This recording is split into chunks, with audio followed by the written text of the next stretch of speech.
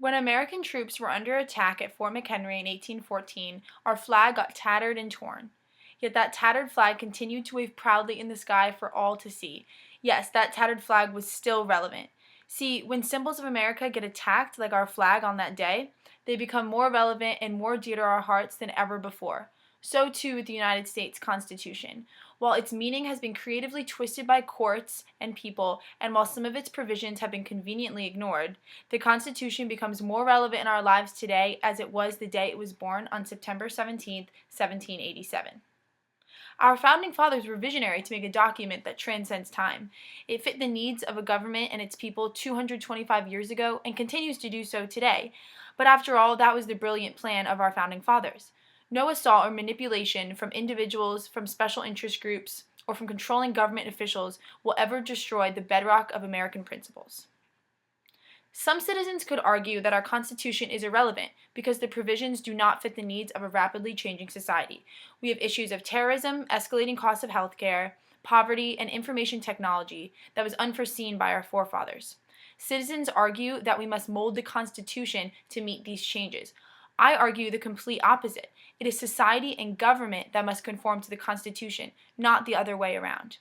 The Constitution was put in place precisely to help prevent changes in our republic.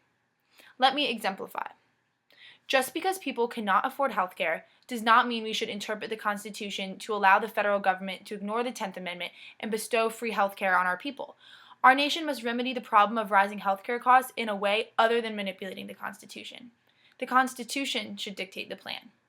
Just because more people need financial support or housing does not mean we expand the right to pursue happiness as the right to share happiness.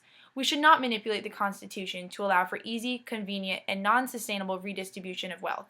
Rather, the Constitution should dictate against these practices. Our founders knew quite well that our nation would face hardships. I would argue that the hardships they faced were comparatively more difficult than the hardships we face today. It is during times of hardships when strict construction of the Constitution becomes most relevant so that we avoid the trap of impulsively turning to quick, easy fixes that solve the nation's woes but do little more than embolden happy voters. As our nation's light is dimmed, we must turn to our Constitution as our bedrock of principles. Hopefully we will learn to heed the words of Thomas Jefferson. On every question of construction, let us carry ourselves back to the time when the Constitution was adopted, and instead of trying what meaning may be squeezed out of the text or invented against it, conform to the probable one in which it was passed. Rest assured, as the Constitution's light gets obscured in the fog of social and financial chaos, the Constitution remains relevant, just as our flag was on that day in 1814. The Constitution is beaming as the brightest and most relevant beacon of freedom and liberty. God bless our U.S. Constitution, and God bless the United States of America. Thank you very much.